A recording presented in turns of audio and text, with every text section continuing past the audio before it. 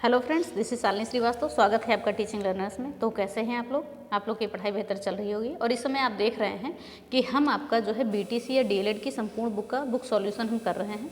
ठीक है, book solution कर रहे हैं, केवल एजुकेशन की बुक का हम कर रहे हैं, जो आपके लिए बहुत ही इंपॉर्टेंट है किसी भी टीचिंग एग्जाम के लिए।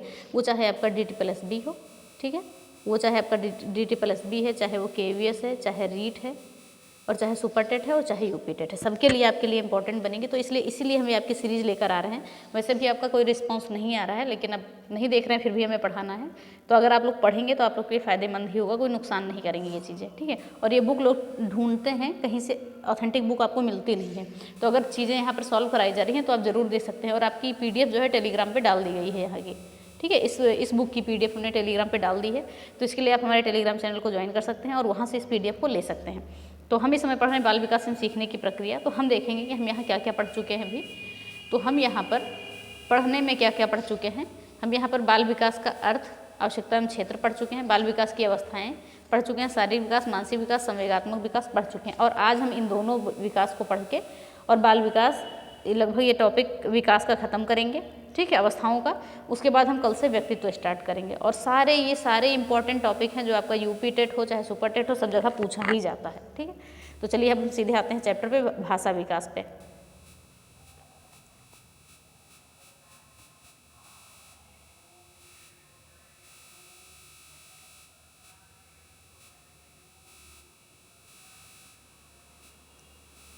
एक सेकेंड, हाँ, हम आ जाते हैं भाषा विकास पे।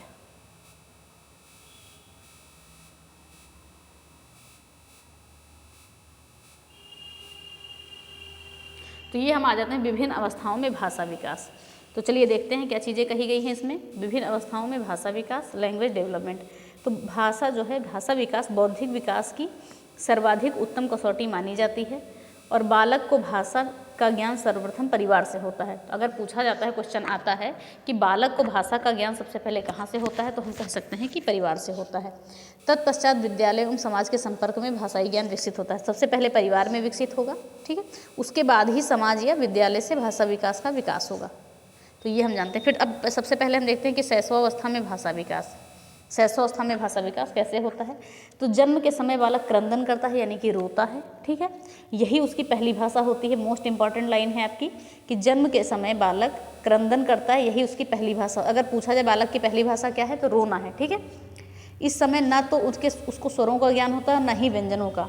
और 25 सप्ताह तक शिशु जिस प्रकार की ध्वनियाँ निकालता है, उनमें स्वरों की संख्या अधिक होती है। देखते हैं, जब 25 सप्ताह तक बोला गया है कि जब शिशु जो भी चीज़ें बोलता है उसमें स्वरों की संख्या अधिक, का मतलब आय ऐसी चीज़ें बोलता है, वो सीधे व्यंजनों को नहीं बोल पाता है, तो उनमें स्वरों की संख्या सबसे अधिक होती है। फिर बात करेंगे 10 मास की अवस्था में शिशु पहला शब्द बोलता है, जिसे वो बार बार दोहराता है। 10 माह तक कोई भी एक चीज़ है, अगर वो बोलने लगेगा तो बार बार उसी चीज़ को बोलने लगेगा। आपने भी देखा होगा अगर आपके घर में कोई छोटे बच्चे हैं तो भाषा विकास की प्रगति हम जानते हैं आयु और शब्द के हिसाब से। तो जन्म से 8 माह तक बच्चे कोई शब्द नहीं बोल पाते हैं, वैसे 1-2 अक्षर बोलते हैं, शब्द नहीं बोल पाते हैं, तो 0 शब्द है। और 10 माह में बालक क्या करता है, एक शब्द कोई बोलने लगता है और उसी का अनुकरण बार बार करता है। 1 वर्ष में बालक 3 शब्द बोलने लगता है, ठीक है। और 1 वर्ष 3 माह में लगभग 19 शब्द बोलने लगता है। 1 वर्ष 6 माह में 22 शब्द, 1 वर्ष 9 माह में 118 शब्द, और 2 वर्ष में 212, 4 वर्ष में 1550, और 5 वर्ष में 2072, और 6 वर्ष में 2562। तो ऐसे शब्द इस आयु के हिसाब से बालक बोलने लगता है।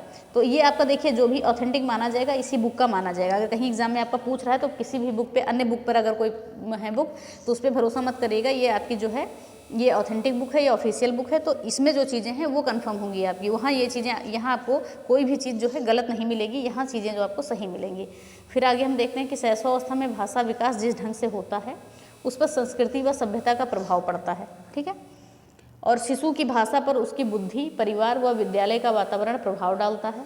जिन बच्चों में तुतलाना, हकलाना आदि दोष होते हैं, उनमें भाषा विकास थोड़ी सी धीमी गति से होता है। तो जो बच्चे जो है थोड़ा सा तुतलाते हैं, हकलाते हैं, तो उनमें भाषा विकास क्या होता है, थोड़ी सी धीमी गति से हो जाता है। तो प्रैक्टिकल में क्या दिया हुआ है यहाँ पर, गतिविधि क्या है, प्रशिक्षक प्रशिक्षुओं से चर्चा करें कि शिशु के भाषा विकास के लिए किस प्रकार की शैक्षिक गतिविधि कराई जा सकती है, और प्रशिक्षुओं से निम्न बिंदु उभर कर आ सकते हैं, ठीक है। दैनिक जीवन में प्रयोग आने वाली वस्तुओं, आने वाले शब्दों को शिशुओं से दोहराने के लिए कहना, 1 वर्ष से ऊपर के शिशुओं को, और छोटी छोटी कहानी कविता सुनाकर फिर बच्चों से दोहराने को कहना 3 से 4 वर्ष तक के बच्चों को, ठीक है, कहानी, शब्दों को, इन सभी चीज़ों को। फिर आगे हम देखते हैं, ये शैशवावस्था में हो गया, तो अपने पूरी टेबल देख ली। और शैशवावस्था में बालक का पहला क्या होती है भाषा विकास, क्रंदन होता है, रोना होता है। और 25 सप्ताह तक बालक क्या होता है, केवल ज़्यादा से ज़्यादा स्वरों को बोलता है, व्यंजन को कम बोलता है, ठीक है। तो फिर हम आते हैं बाल्यावस्था में भाषा विकास की बात करते हैं। तो हम ये बात करेंगे, तो आयु के साथ साथ बालकों के सीखने की गति तीव्र में वृद्धि होती है। आयु के साथ साथ बालकों के सीखने की गति में भी वृद्धि होती है।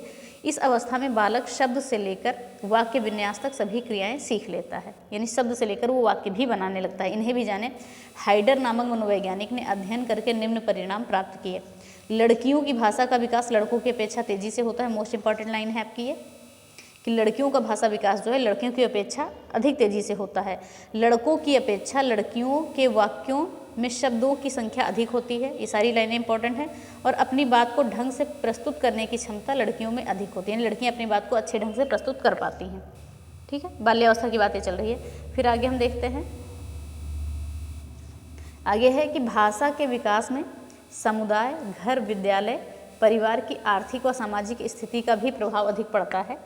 और वस्तुओं को देखकर उनका प्रत्यय का ज्ञान उन्हें हो जाता है। बच्चे जो हैं बाल्यावस्था में वस्तु को देखकर उनके प्रत्यय का ज्ञान उन्हें हो जाता है। उसके बाद उसकी अभिव्यक्ति में वो आनंद आता है। प्रत्यय यानी कि कॉन्सेप्ट, ज्ञान स्थूल से सूक्ष्म की ओर विकसित होता है। इस प्रकार भाषा ज्ञान जो है मूर्त से अमूर्त की ओर होता है। अगर पूछा जाए भाषा ज्ञान कैसे होता है, तो मूर्त से अमूर्त की ओर होता है। और प्रत्यय का ज्ञान जो है स्थूल से सूक्ष्म की ओर होता है। ये चीज़ें याद रखिएगा, इंपॉर्टेंट बनेंगी आपके लिए। अब देखते हैं क्या पूछा गया, गतिविधियाँ क्या है। प्रशिक्षणकर्ता प्रशिक्षुओं को गोले में बैठाकर उनसे चर्चा करेंगे कि बालकों की भाषा विकास के लिए किस प्रकार की गतिविधियाँ कराई जा सकती हैं। प्रशिक्षुओं के माध्यम से निम्न बिंदु उभर कर आ सकते हैं। कहानी और घटनाओं को सुनाकर उन्हें क्रम से दोहराना। बच्चे अपनी कल्पना के आधार पर कोई कहानी सुनाए। तो ये चीज़ हो गया, बाल्यावस्था में भाषा विकास हो गया। अब हम देखते हैं किशोरावस्था में भाषा विकास। इस अवस्था में बच्चे अपनी भाषा को अधिक साहित्यिक बना लेते हैं, ठीक है, अधिक साहित्यिक बना लेते हैं। किशोर किशोरी में होने वाले शारीरिक परिवर्तनों से जो संवेग उत्पन्न होते हैं, उससे उनकी कल्पना शक्ति का विकास होने लगता है और वो कविता, कहानी, चित्र के माध्यम से अपनी भावनाओं को व्यक्त करने लगते हैं, ठीक है। यहाँ पर बच्चे जो है कविता भी लिखते हैं, कहानी लिखते हैं, किसी भी चित्र के माध्यम से अपनी भावनाओं को व्यक्त करने लगते हैं। किशोरावस्था में शब्दकोश भी विकसित होता है। यहाँ पे बच्चे ज़्यादा बोलते नहीं हैं, वे कभी कभी गुप्त यानी कोड भाषा का भी प्रयोग करते हैं। आपस में दोस्तों में जो है कोड भाषा का प्रयोग करने लगते हैं।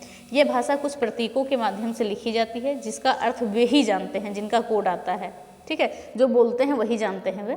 और भाषा विकास का प्रभाव उनके जो है चिंतन पर भी पड़ता है। तो ये सारी चीज़ें आपके लिए इंपॉर्टेंट बनेंगी, इन्हें भी जानें। कुछ चीज़ें और हैं, भाषा विकास पर बच्चे के स्वास्थ्य, कह दिए भाषा विकास पर बच्चे के स्वास्थ्य, शारीरिक व मानसिक स्वास्थ्य, बुद्धि व वाणी दोष का भी प्रभाव पड़ता है। क्रियाकलाप की बात करें तो ये सारी चीज़ें हो गई आपकी। फिर दिया है कि इन्हें भी जाने। तो चलिए देखते हैं भाषा विकास के दोष क्या हैं। हाँ, ये पूछ सकता है, ये इंपॉर्टेंट है आपके लिए कि भाषा विकास के दोष क्या क्या है। देखिए यहाँ पर सारी चीज़ें दी हुई हैं, आपको कुछ भी अलग से ढूंढने की जरूरत नहीं है। जो टॉपिक दिया है वो अपने आप में पूर्ण है। यहाँ पर भाषा विकास के दोष कौन कौन से हैं? ध्वनि दोष, लय दोष, बोलने के अंगों में दोष और सुनने में दोष, ठीक है। तो ये क्या है, इसके दोष हैं। अब पुनरावृत्ति बिंदुओं पर आते हैं। क्या किया गया है पुनरावृत्ति में? भाषा का विकास स्वतः होता है, यानी कि भाषा किसी के द्वारा सिखाई नहीं जा सकती, उसका विकास स्वतः होता है। भाषा अनुकरण से सीखी जाती है। बच्चे देखते हैं, आप किसी को बोलते हुए देखते हैं तो बार बार उसी का अनुकरण करते हैं। और जन्म के समय शिशु केवल रोता है और रोना ही उसकी क्या होती है, पहली भाषा होती है, यानी क्रंदन। क्या कहा गया है? क्रंदन ही बालक की पहली भाषा होती है। तो यहाँ ढंग से लिख नहीं जा रहा है, तो क्रंदन ही उसकी पहली भाषा होती है बालक की, ठीक है। चलिए ये चीज़ें हो गई। फिर देखते हैं 2 वर्ष का बालक अपनी 2 वर्ष का बालक अपनी आवश्यकता पूर्ति करने के लिए सभी शब्दों का ज्ञान कर लेता है। बाल्यावस्था में शब्द भंडार बढ़ता है और किशोरावस्था में किशोर व किशोरियों की भाषा साहित्यिक हो जाती है और उनका शब्द भंडार सीमित रहता है, ठीक है। तो ये चीज़ें होंगी भाषा विकास के बारे में। आई होप आपको ये चीज़ें समझ में आ गई होंगी। अब हम बात करेंगे सृजनात्मक विकास का, विभिन्न अवस्थाओं में सृजनात्मक विकास। तो सारी चीज़ें आज हम जान लेंगे, कल हम पढ़ेंगे व्यक्तित्व आपका, ठीक है। तो विभिन्न अवस्थाओं में सृजनात्मक विकास। तो शैशवावस्था में देखते हैं सृजनात्मक विकास कैसे होता है। Creative in infancy, creativity in infancy. तो सृजनात्मकता उस योग्यता को बताती है जो किसी वस्तु को खोजने, सृजन से संबंधित होती है। तो सृजनात्मक किस योग्यता को बताती है? कि जब किसी बच्चा किसी वस्तु को खोजता है या उस किसी भी चीज़ का सृजन करता है, उससे संबंधित चीज़ें होती हैं, तो उसे सृजनात्मकता कहते हैं।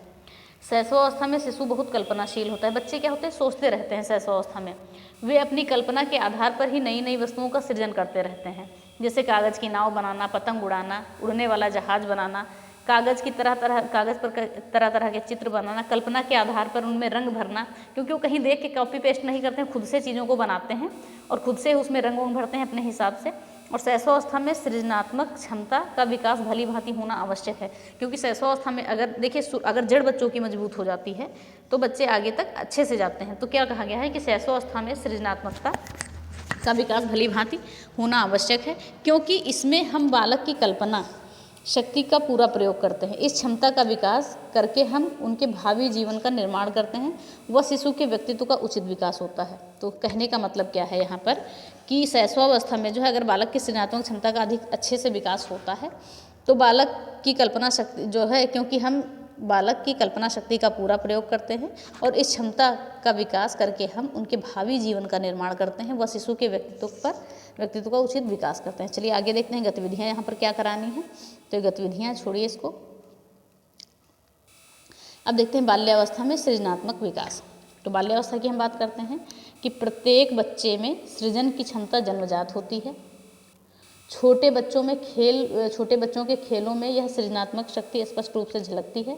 रचनात्मक कार्यों के द्वारा यह सीखते हैं, बच्चे सीखते और आगे बढ़ते हैं। इसके लिए हम बच्चों को कुछ स्वयं करने का अवसर दें। यहाँ पर बच्चों को थोड़ा सा स्वयं कार्य करने के लिए देना चाहिए।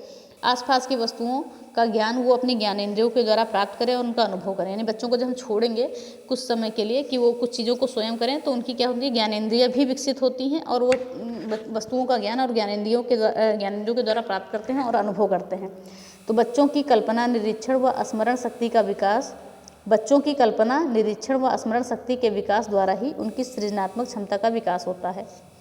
सृजनात्मक क्षमता के विकास द्वारा ही वो भावी जीवन की तैयारी करेंगे। बच्चों की सृजनात्मक शक्ति का विकास हम कई प्रकार की क्रियाओं के द्वारा करते हैं, जैसे खेल, कला, नृत्य, अभिनय और बेकार की वस्तुओं से सामग्री तैयार करना। ठीक है, तो ये चीज़ें हो गई, क्योंकि नई नई चीज़ें जब बच्चा बनाता है तो उसकी सृजनात्मक क्षमता का ही विकास होता है। फिर आगे हम देखते हैं कि प्रशिक्षक बताएं, ये सारी चीज़ें बताएं बच्चों को कि चित्रकला एवं रंगना, छपाई और प्याज के ठप्पे लगवाना, भिंडी और ये सारी चीज़ें की डिज़ाइन बन के आएगी। कागज़ की कलाकृति बनाना, नाटकीय खेल और व्यर्थ में सामग्री निर्माण करना। ठीक है, तो ये सारी चीज़ें हैं आपकी। फिर आगे देखते हैं किशोरावस्था में सृजनात्मक शक्ति का विकास। तो किशोरावस्था क्या होता है, एक परिवर्तन की अवस्था है, हम पहले भी जान चुके हैं। और इस अवस्था में बच्चों के अंदर जो है अनेक शारीरिक, मानसिक और संवेगात्मक व सामाजिक परिवर्तन होते हैं। तो बच्चा ना तो बच्चा ही रहता है और ना ही प्रौढ़ रहता है। इस कारण से वो अपने वातावरण से भली भांति समायोजित नहीं हो पाता है और उसमें कल्पना की अधिकता होती है और वह सृजनात्मक कार्य करके अपनी कल्पना को यथार्थ रूप देना चाहता है। ठीक है, तो ये चीज़ें हो गई आपकी। और यदि किशोर या किशोरी की सृजनात्मक क्षमता को उचित वातावरण देकर उसका अधिकतम विकास किया जाए तो वो जीवन में बहुत महत्वपूर्ण उपलब्धियां हासिल कर सकता है तथा अपनी शक्ति का सदुपयोग करके अपने को कुंठा व निराशा से बचा सकता है। फिर किशोर किशोरी में सृजनात्मक शक्ति के विकास के लिए विद्यालय में तरह तरह की पाठ्य सहगामी क्रियाओं का आयोजन करना चाहिए, जैसे वाद विवाद प्रतियोगिता, साहित्यिक गोष्ठियाँ, नाटक एवं संगीत, नाटकीय खेल, व्यर्थ सामग्री का उपयोग करके कुछ नई वस्तुओं की रचना करना आदि। सृजनात्मक क्षमता का विकास करके ही हम उन्हें कुशल डॉक्टर, इंजीनियर, साहित्यकार, शिक्षक या समाज का मार्गदर्शन करने वाला बनाने में सहायक बना सकते हैं। ठीक है, इस सभी चीज़ों में हम सहायता कर सकते हैं। फिर आगे हम क्या देखते हैं कि सोचें और बताएं। क्या लिखा हुआ है कि किशोरावस्था में सृजनात्मक क्षमता का विकास करने के लिए आप क्या क्या उपाय करेंगे, उनकी सूची तैयार करिए। छोड़िए, पुनरावृत्ति बिंदु को देख लेते हैं। तो सृजनात्मकता वह योग्यता है जो किसी वस्तु को खोजने और सृजन करने से संबंधित है। ये शैशवावस्था की बात की है इन्होंने। फिर बात करते हैं शैशवावस्था की क्या सारी चीज़ों की बात की है इन्होंने, लेकिन शैशवावस्था में ऐसे लाइन लिखी हुई थी, शैशवावस्था, बाल्यावस्था और किशोरावस्था में सृजनात्मक क्षमता का विकास नितांत आवश्यक है।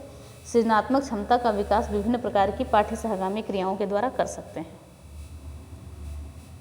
फिर आगे देखते हैं क्या है। तो ये सारी चीज़ें हो गई और यहाँ पे आपका क्या होता है, अब व्यक्तित्व तो हम कल पढ़ेंगे। तो ये सारी चीज़ें आपके विकास से संबंधित चीज़ें समाप्त होती हैं। तो देखा हमने, सबसे पहले हमने क्या देखा है, बाल विकास की 3 अवस्थाएं होती हैं, शैशवावस्था, बाल्यावस्था, किशोरावस्था, देखिए हम लिख नहीं जा रहा इसलिए नहीं लिख रहे हैं। तो शैशवावस्था की एज हमने क्या देखी थी, जन्म से 5 वर्ष।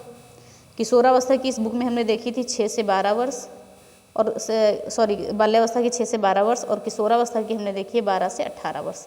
तो ये सारी चीज़ें हमने देख ली हैं। और वैसे नॉर्मल हमें भी जब हम बोर्ड पे पढ़ेंगे टॉपिक के हिसाब से, तो हम कई लोगों के हिसाब से जितनी भी सारी बताई गई हैं उन सभी चीज़ों को हम देखेंगे। तो ये चीज़ आप याद रखिएगा कि हम अच्छे से पढ़ेंगे, बाल विकास आपका 30 में 30 दिला के जाएगा। ठीक है, 30 में 30 यूपी टेट, 10 में 10 आपका ये आपका सुपर टेट। और सुपर टेट में देखिए ये जो बुक आप पढ़ रहे हैं, तो बुक में ये सुपर टेट में आपकी 30 में 30 का काम करेगी। 30 में 30 का मतलब जीवन कौशल, शिक्षण कौशल और बाल विकास तीनों के लिए। अब ये क्लास आपके लिए, जैसा कि हमने पहले ही बता दिया था, DSSB के लिए मोस्ट इंपॉर्टेंट है। मोस्ट इंपॉर्टेंट जैसा कि हमने कहा है, KVS हो या रीट होगा आपका, ये ध्यान रखिएगा। चाहे स्टेट होगा, लापरवाही मत करिए। ठीक है, या स्टेट हो जाएगा या यूपी टेट हो जाएगा, किसी के लिए भी जहाँ भी आपका साइकोलॉजी पूछा जाएगा सबके लिए इंपॉर्टेंट है। चलिए इसी के साथ हम क्लास खत्म करते हैं और अगली क्लास में मिलेंगे बाल्यावस्था को लेकर, व्यक्तित्व को लेकर। तो व्यक्तित्व को हम अच्छे से पढ़ेंगे। तो वीडियो अगर पसंद आई है तो प्लीज़ वीडियो को लाइक करें और शेयर करें और चैनल को सब्सक्राइब करें, बेल आइकन बनाना भूलें। इसके साथ ही प्लीज़ वीडियो पे रिस्पांस दीजिए। आप रिस्पांस नहीं देते हैं, सिर्फ मेहनत ही मेहनत लगती है, क्योंकि आपका कोई रिस्पांस नहीं आता है और आपकी सारी चीज़ें फ़ायदे की हैं, कोई भी ऐसी चीज़ें नहीं है जो बेकार की चीज़ें हैं। तो आप प्लीज़ रिस्पांस दीजिए और ज़्यादा से ज़्यादा शेयर करिए जो भी आपके साथ पढ़ने वाले हों। तो इसी के साथ ही वीडियो हम खत्म करते हैं। धन्यवाद, जय हिंद।